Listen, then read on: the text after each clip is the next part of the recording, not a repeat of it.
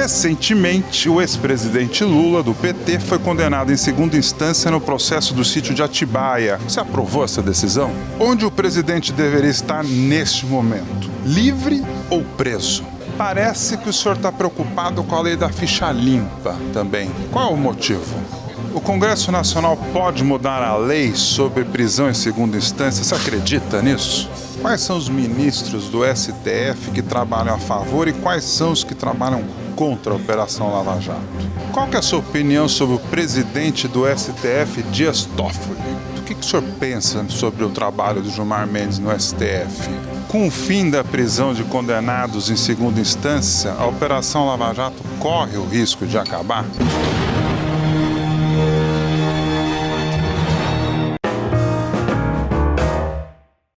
Tem gente que torce para o Brasil afundar.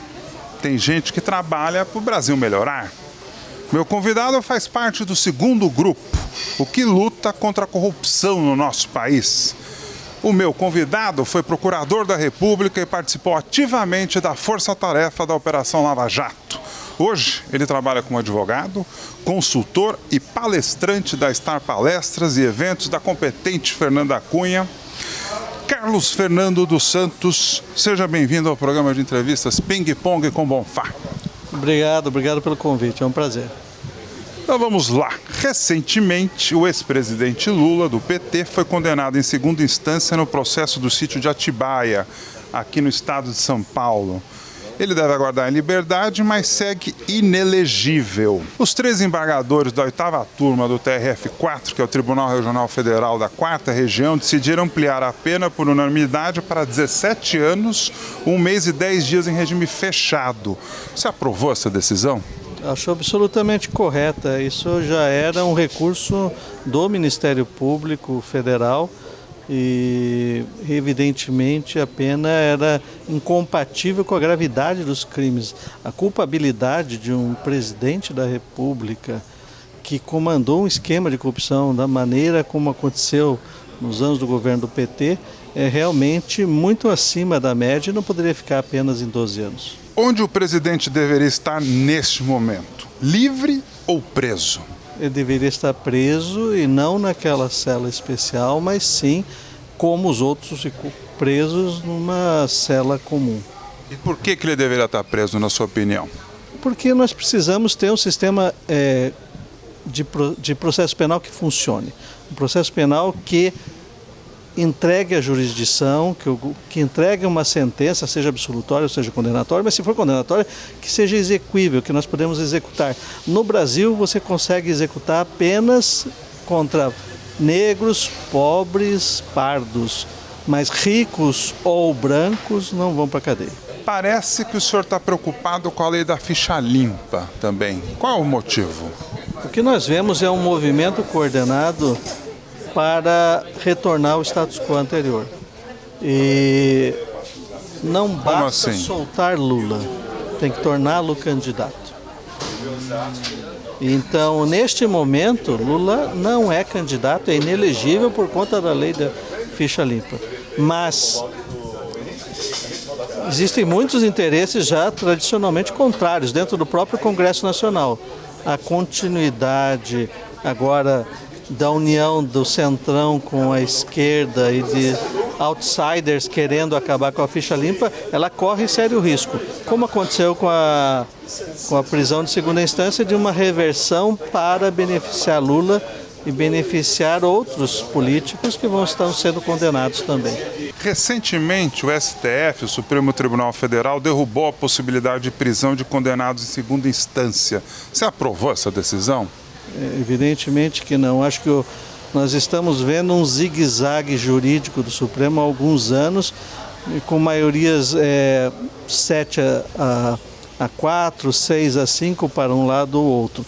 Neste momento, o que nós vimos foi uma mudança de posição do ministro Toffoli e do ministro Gilmar, da posição anterior, favorável à execução após a segunda instância, por uma posição contrária, evidentemente para a proteção do sistema jurídico, o sistema político, melhor dizendo. Essa mudança de posição é injustificável e cria um judiciário que não entrega aquilo para o qual ele foi criado. Realmente, o judiciário brasileiro, infelizmente, só existe no papel. Quem que foi beneficiado com o fim da prisão de condenados em segunda instância, na sua opinião? Foi todo o esquema de corrupção no Brasil, aliás, todo o crime organizado, porque esse crime organizado, desde o PCC até os corruptos que estão no Congresso, eles têm dinheiro para contratar advogados, têm dinheiro para conseguir recursos infindáveis. Veja Luiz Estevão, mais de 17 recursos, e só foi preso quando se reverteu a jurisprudência anterior. Agora nós estamos vendo uma reação do sistema jurídico, principalmente do STF, de grupos favoráveis à manutenção da política como ela está. Eu espero que no futuro nós tenhamos a volta ao bom senso. O Congresso Nacional pode mudar a lei sobre prisão em segunda instância? Você acredita nisso? Ele pode. Eu absolutamente não acredito. Eu vejo Rodrigo Maia e Alcolumbre fingindo que estão fazendo uma tramitação de uma PEC, quando eles, na verdade, estão tentando desarmar a população, dizendo que isso vai ficar para o ano que vem, que vai ser discutido, quando, na verdade, não tem a menor possibilidade de passar no Congresso. Sem as ruas, não se passa nada no Congresso. Carlos Fernando, o que pode ajudar, então, a pressionar os deputados e senadores a votarem a favor da prisão em segunda instância? Somente as ruas. Não existe outro poder neste momento que salva a pressão popular, porque eles não estão próximos da eleição. Chegou um determinado momento no final do ano passado, com as mudanças na Câmara dos Deputados, com a eleição de Bolsonaro, que o sistema político se viu diante de um dilema: ou nós nos unimos, ou vai mudar tudo aquilo pela qual nós vivemos, pelo que nós construímos, que é um sistema político baseado em dinheiro ilícito. Então eles se uniram e reagiram com muita força, através de manobras no STF, através da destruição, por exemplo, do projeto Moro. Eles vêm fazendo isso com disfarçatez, porque eles acreditam que o povo tem memória curta e daqui a 3 anos não vai se lembrar mais nada. Agora, você não acha que a população sumiu das ruas? E se ela sumiu, por que ela está com dificuldade para as ruas? Eu acho que o movimento cansou um pouco. São 2 fatores que eu vejo principalmente. Há um certo cansaço depois de 2013 para cá, realmente ir para as ruas cansou. E com a eleição de Bolsonaro, muitas pessoas acreditam que as coisas se resolvem.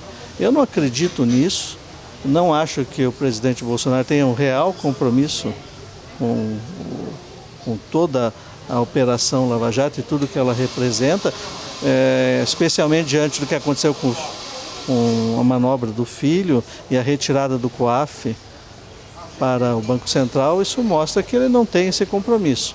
Eu acredito no ministro Moro, mas as pessoas estão agora cansadas e divididas. Antes de continuar a minha entrevista com o ex-procurador da República, Carlos Fernando, eu tenho um recado muito importante.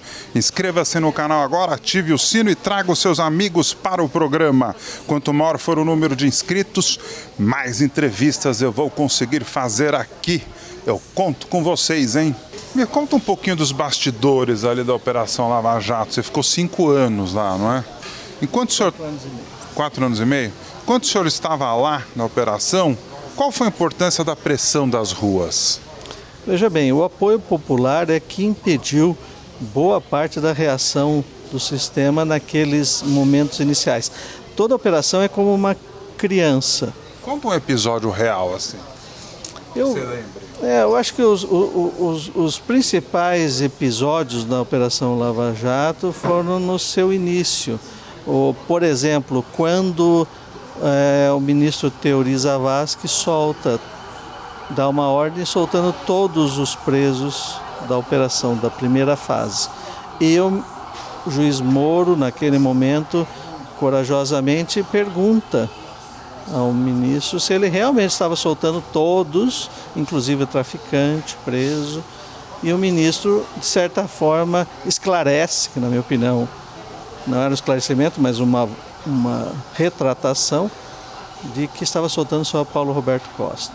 Então, as operações tradicionalmente no Brasil, elas morrem no seu início. Castelo de Areia, Satyagraha, Boi Barrica, antes dela ganharem corpo. Se nós tivéssemos morrido ali, talvez nós não tivéssemos a Lava Jato. E esses episódios no início é que deram o corpo e permitiram que a Lava Jato crescesse. Com o fim da prisão de condenados em segunda instância, a Operação Lava Jato corre o risco de acabar? Ela não corre o risco de acabar porque os procuradores vão continuar trabalhando em um material muito rico que existe. E pessoas ainda vão continuar procurando colaboração premiada, eu não duvido disso, mesmo porque ninguém sabe até quando esta maioria eventual do Supremo vai se manter. 6-5 é um placar muito delicado, justo, exatamente. Agora, o que me preocupa são as tentativas de calar o Ministério Público. Veja que Deltan Dallagnol foi recentemente punido com advertência. E nós estamos vendo uma campanha muito clara, desde a lei de abuso de autoridade, os processos no Conselho Nacional do Ministério Público, na tentativa de calar o Ministério Público, calar juízes, calar policiais, para que a população não saiba o que está acontecendo. O objetivo é impedir a movimentação das ruas, impedir a mobilização das ruas. Sem conhecimento não existe democracia, sem imprensa não existe democracia, sem liberdade de expressão não existe democracia. E nós estamos vendo agora, em alguns aspectos, um movimento que quase beira um golpe movido pelo Congresso e pelo um pequeno grupo no STF. Recentemente, o Conselho Nacional do Ministério Público decidiu aplicar a punição de advertência ao procurador da República, Deltan Dallagnol, chefe da Força-Tarefa da Lava Jato em Curitiba. Você concordou com essa punição? Absolutamente não. A verdade é aquela uma punição encomendada pelo ministro Renan Calheiros.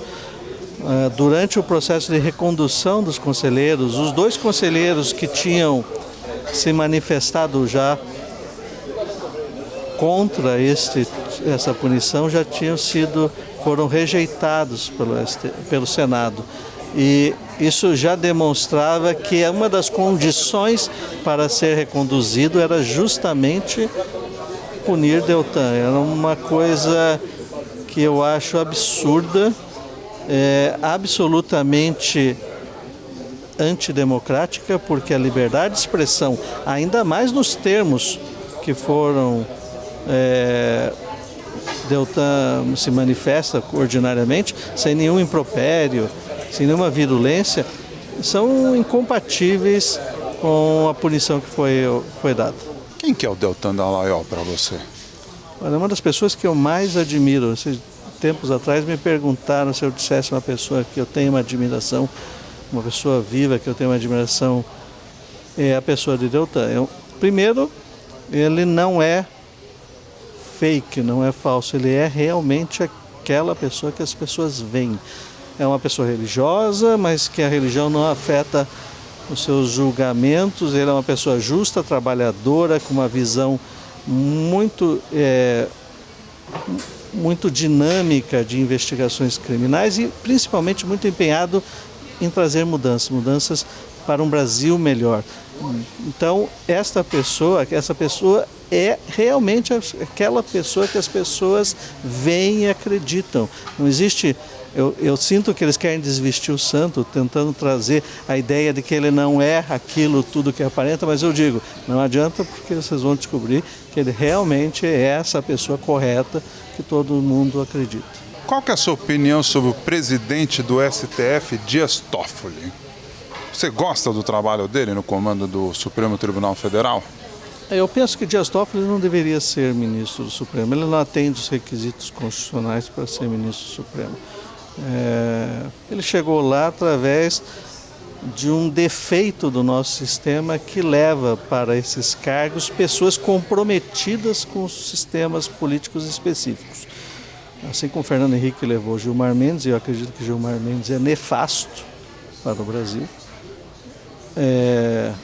eu não nego sua capacidade jurídica, eu não creio que Dias Toffoli devesse estar lá, porque não tem a exigência de notório saber jurídico suficiente para estar no Supremo Tribunal Federal. Ele está lá agora na pior presidência da história do STF, com medidas como aquele inquérito que é ilegal, tramita em segredo, não foi distribuído, objeto indefinido, que é usado para afastar fiscais que investigam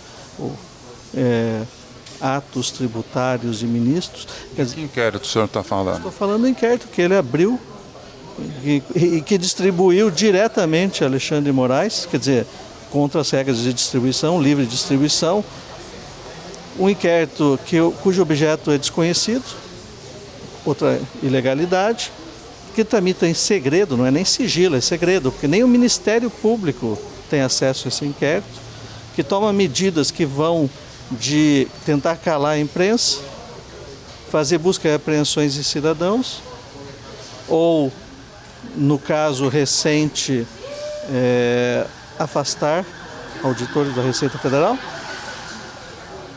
E no final das contas, tudo isto de uma maneira absolutamente inconstitucional, porque não existe na Constituição previsão desse inquérito. E temos outros inúmeros casos de situações em que ele agiu contra a Constituição de modo ilegal, como recentemente suspender as investigações, a comunicação entre a COAF e o Ministério Público, suspendendo inúmeras investigações durante meses. Por sorte, o Supremo está revertendo essa última decisão. O senhor agora há pouco falou do Gilmar Mendes. O que o senhor pensa sobre o trabalho do Gilmar Mendes no STF? É uma pessoa desagregadora. Eu vejo que ele, a maior parte das vezes, ele não está comprometido com o interesse público. Eu entendo que ele está comprometido com o interesse deste sistema, da manutenção desse sistema que existe hoje, o sistema político que existe hoje.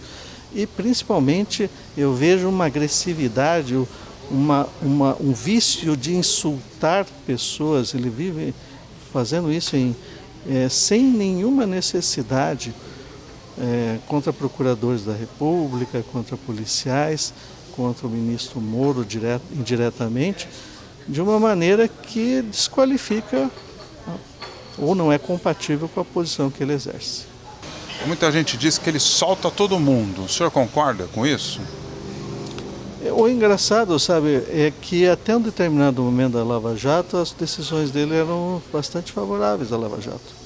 E por que será que de repente mudou? De repente, talvez quando a Lava Jato mostrou que ela não faz parte do esquema político, que nós não estávamos lá para tirar o PT ou processar o Partido dos Trabalhadores, mas nós estávamos lá para combater um sistema corrupto, independente de que partido fosse. Um mecanismo? Um mecanismo, eu não gosto tanto dessa palavra, mas realmente é um mecanismo porque substituem-se as peças. Pode ser Adhemar de Barros, pode ser Maluf, os governadores, os partidos se substituem, mas o sistema continua funcionando e cada vez mais azeitado. Então, realmente é um mecanismo. Nós temos esta situação no Brasil e Gilmar Mendes está lá para fazer essa defesa desse sistema. Infelizmente é uma constatação, e quando ele percebeu que nós não tínhamos partido, que tanto seria o PSDB, porque o Rodoanel, quem revelou os fatos foi a Lava Jato, o metrô de São Paulo, quem revelou foram as colaborações da Lava Jato, obras da Copa de diversos governos, Sérgio Cabral do PMDB, quem revelou foi a Operação Lava Jato. Então, nós temos trabalhado contra a corrupção, independente de quem quer que seja. Assim, não faz a menor diferença. Infelizmente, algumas vezes a gente fica decepcionado ao descobrir que uma pessoa que talvez acreditássemos boa, e não é. Mas não faz diferença, porque nós não faríamos diferente para A, B ou C. Uma curiosidade, a Lava Jato anda em Curitiba, anda em Brasília, anda muito no Rio de Janeiro, mas aqui em São Paulo não sai do lugar. Por quê? Eu acho que Onde emperra? Existe uma O senhor concorda que não sai do lugar aqui? Não, eu acho que houve muitas substituições de equipes aqui em São Paulo. Equipes não podem ser formadas da maneira como foram aqui. Mas foi proposital isso? Não, eu acho que cada lugar decide a formação da sua equipe, e a formação de equipes de investigação, ela depende muito de conhecimento das pessoas, relacionamento, porque é uma atividade muito difícil de se manter a longo prazo. Segundo, você tem que ter sorte no judiciário. Imagine nós da Lava Jato, nós tivemos sorte. Pegamos um juiz como Moro, na distribuição no Tribunal Regional nós tivemos um juiz como Gebran, depois no STJ nós tivemos um ministro como Félix Fischer, e depois no STF Teori Zavascki e agora o ministro Fachin.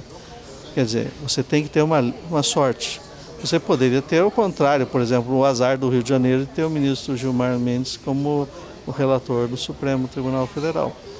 Então esses detalhes influenciam diretamente uma investigação. Você tem sorte, tem um Bretas, você tem sorte, tem um Moro, e depois você tem sorte que os juízes nos recursos têm bom senso e deixam a investigação continuar, realmente tudo facilita. Quais são os ministros do STF que trabalham a favor e quais são os que trabalham contra a Operação Lava Jato? Eu não diria trabalham a favor, porque não seria um caso de facção, mas sim eles têm uma compreensão de que nós estamos vivendo um novo momento. Eu acho que o ministro Barroso tem reiteradamente mostrado isso nos seus votos, nos seus posicionamentos, e o nosso relator, principalmente, o ministro Fachin, honra muito o Paraná, é um grande ministro. Nós já sabíamos disso, às vezes as pessoas confundem que o ministro Fachin tinha uma relação com o Partido dos Trabalhadores no passado, mas isso não importa se você tem uma relação com um partido ou outro, mas sim a sua honestidade intelectual, a sua capacidade de julgar o certo. Então eu diria que esses ministros, e a doutora Carmen Lúcia, o ministro Fux, eles têm realmente trabalhado fortemente pela mudança. Agora, nós temos um núcleo que nós, nos Estados Unidos, chama swing, que... Traduzindo? Ele vota às vezes de um lado e às vezes do outro lado. Um swing vote. Que é composto basicamente pela ministra Rosa Weber e pelo ministro Celso de Mello.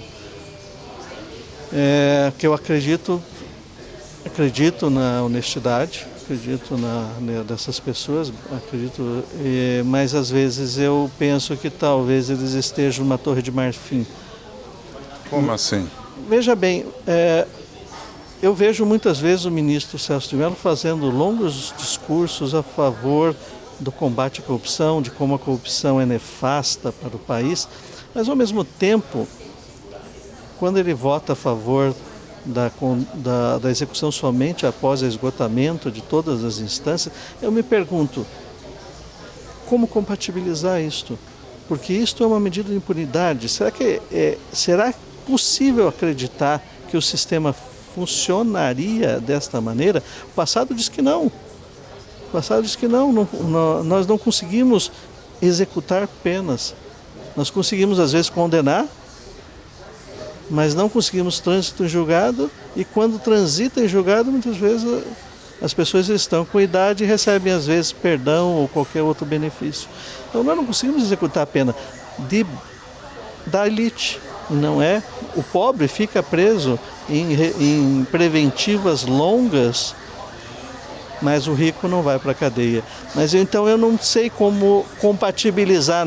Talvez essa torre de marfim tenha deixado essas pessoas sem o sentimento da realidade, aquilo que acontece, o sentimento do povo brasileiro. E qual que é a sua avaliação sobre as conversas do Moro, do Deltan e de muitas outras pessoas divulgadas pelo site do Intercept Brasil? Bom, primeiro que eu não confirmo nenhuma das conversas divulgadas. Nós temos até notícias recentes que alguns diálogos teve algum tipo de edição por parte dos interceptadores. Segundo, nós reconhecemos, e desde o começo nós falamos isso, que houve uma interceptação, ela é absolutamente ilegal e nenhuma decorrência jurídica pode ser acreditada a elas. Segundo, juízes conversam com procuradores, sim, juízes conversam com advogados, juízes conversam com delegados de polícia, não há nada de mais grave no que foi dito. Eu me pergunto, muitas vezes as pessoas falam, não, mas será que não devia estar um advogado junto? Ou será que isso não deveria ter sido por outro canal? Eu me pergunto quando o Cacai visita o ministro Supremo de Bermuda, no STF, se existia algum procurador da República para ver o teor da conversa. Então, conversam sim, conversam e isso não há nada demais. Todo mundo que conhece a justiça sabe que esse tipo de conversa existe. E nada daquilo pode ser creditado como motivo para anulação de qualquer que seja. Uma reportagem do Intercept atribui ao senhor a seguinte frase: meus vazamentos objetivam sempre fazer com que pensem que as investigações são inevitáveis, incentivar a colaboração. O que você tem a dizer sobre isso?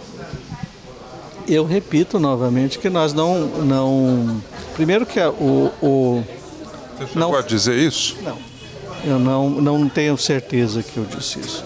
Primeiro que não é o meu Telegram que foi interceptado, foi do Dr. Deltan. Eu nem sei de quando seria esta suposta mensagem. E de qualquer maneira, o texto está absolutamente equivocado, a análise dessa frase está absolutamente equivocada, porque não existem conversas e nenhum teor de sigilo vazado na história do Lava Jato. Nós não vazamos em nenhum momento nada sigiloso. O máximo que existe é conversa com jornalista. E nada de sigiloso é repassado, seja para jornalistas, seja para terceiros.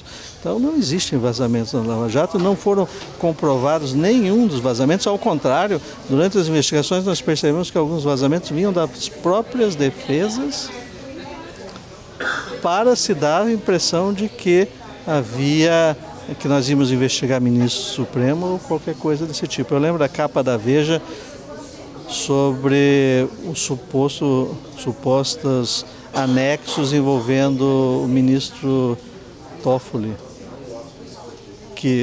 supostos anexos de Léo Pinheiro numa negociação de colaboração.